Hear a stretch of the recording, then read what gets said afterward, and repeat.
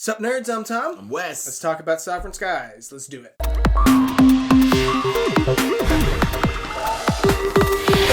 So in Sovereign Skies, you were each controlling like a faction or a race, but you're basically competing to take control of these different planets. And the way it works is you have your mothership that is moving around the board, and every turn you get to move one, or you can spend money to move extra, or you can spend even more money to turn your ship all the way around and move the other direction. But each different location has like abilities. There's abilities that are the same on every location, as well as every location has a unique ability, which is why you may want to like, I'm going to fly over here to activate this ability so I can do this thing over here. And then I want to turn around and come back over to this planet to do this other thing. Mm-hmm. It's a Rondelle type of thing, right? So unless you manipulate it, you are going to move one space around this circle every single turn and to take that different action at that different location, right?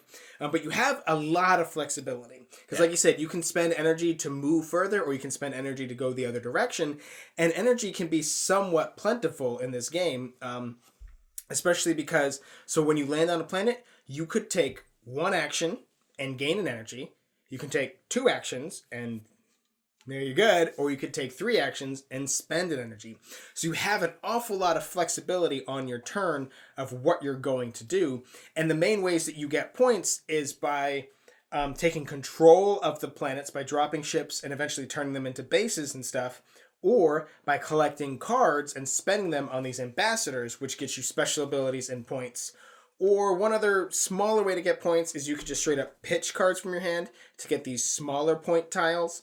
But those are kind of like longest road. They are not secure. Other people could steal them from you potentially. And there are ways to make them more secure, but especially early game, that's probably not like the best thing to go for. Yeah, like early game, everybody could just could just pick up cards and dump them all, and then all of these are gone from the board, and they're all out at other people, and then it's like, ooh, but anybody can just start taking them. You know, the only way that they can't take them is if I have control of the location where this is a token from, right? Like this building with this little hammer thing on it. If I have control of that, well, you can't take that from me until you take control of that planet. Yeah. So that's almost like late game, scoop up a couple extra points. And there are a handful of things in this game that are like that. Where like, ooh, I want to, build this colony, so I need to go and drop these ships on it. That then I can go and build this thing, that then I go over here and activate this thing. Mm-hmm. And it's like that. I want to steal that thing, so I need to drop the ships, build the thing, activate it, and then go over here and steal that from you. Or I need to gain control and get this card to get these senators so I can do this thing. So there is like some amount of planning ahead and trying to move towards a goal. Mm-hmm. But it's definitely not a game that punishes you if you take a few turns and you're like, I'm just going to go get some stuff and see what happens. Like, I think this is a really great example of a game that takes, like, real game mechanics, like Rondelle and the building up the things. Area control. Action selection. And not reducing it, but kind of simplifying it down. Streamlining it is a good way. But I feel like streamlined to me almost like a negative. Of like, hey, we streamlined it where we took away all the fun stuff and now it's just a game. Guess, honestly, dude, to me, a lot of times when people use the term streamline, I think about, like, honestly, like, when Cool Mini or Not puts out games where they're like, none of the cards have resource costs on them. You can always play cards. You can always do this. It's just every character has exploding dice. I'm just like, uh-oh. But yeah, so for me, that's a negative term. But in the positive view of streamlining, that would be a good implementation, right? But spoiler, I thought this was such a fun game. Yeah. Like, it's not overly complicated. It's not overly heavy. It plays in, like, 45 minutes. Or, like, 45 to an hour, I'd say.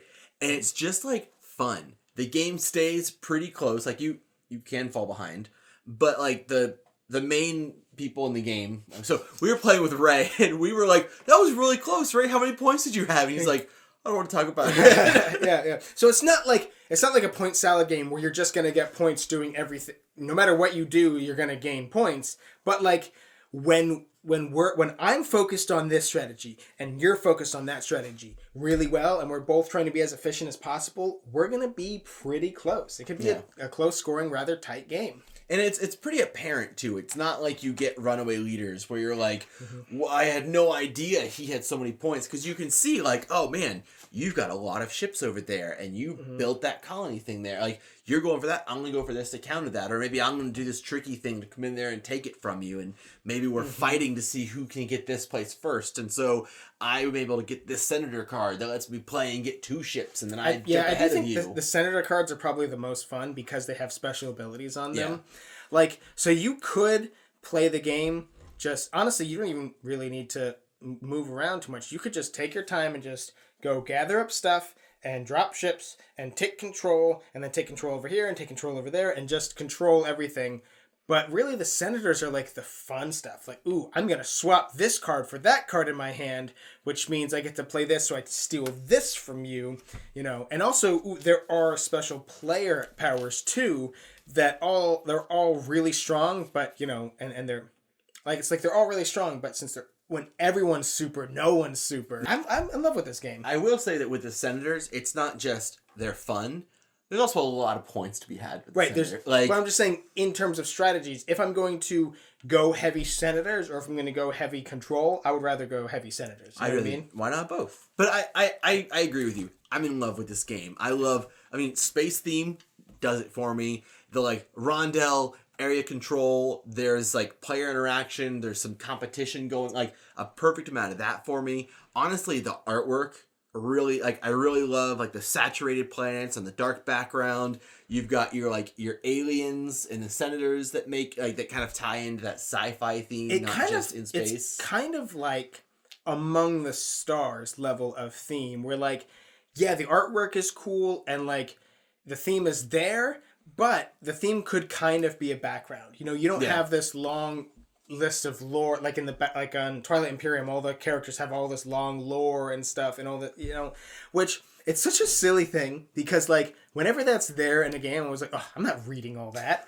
But then whenever it's notably absent, I'm upset. Like, do you remember Roll for Adventure when all the characters were just like Ranger and Hero and stuff, and I was like, where's the story? This Ranger doesn't even have a name. Oh, but even just like looking at this game, it's aesthetically pleasing to me. Like, ooh, I like space. Ooh, I like the colors they chose. Ooh, I like the artwork on the alien cards. Everything about this game, I love. This definitely fits that like newer gamer or that like light game. It's not super heavy. It's easy to teach. It doesn't take forever. It doesn't overstay its welcome. This is, like, I think you talk about it a lot when you're going to like game stores and you're constantly playing with different people and new people. Like, this is a game that I'd almost always have in my game bag because I could see people wanting to come back and play this game again and again and again. I mean, I want to come back and play this game again and again and again. So obviously Neverboard Gaming highly recommends Sovereign Skies. If any of what we were talking about in this video sounds interesting to you, we're going to put a purchase link to Sovereign Skies in the description box down below. Go ahead and get yourself a copy. Well, you're down in that description box. You know what to do. Check out, I mean, if you've already done it, I don't know why you do it again, but we've got our awesome game topper that we always link to down here. We absolutely love playing games on it, and if you don't have a gaming table, definitely look into this one. Either way, you should subscribe to our channel so that way you'll never be bored.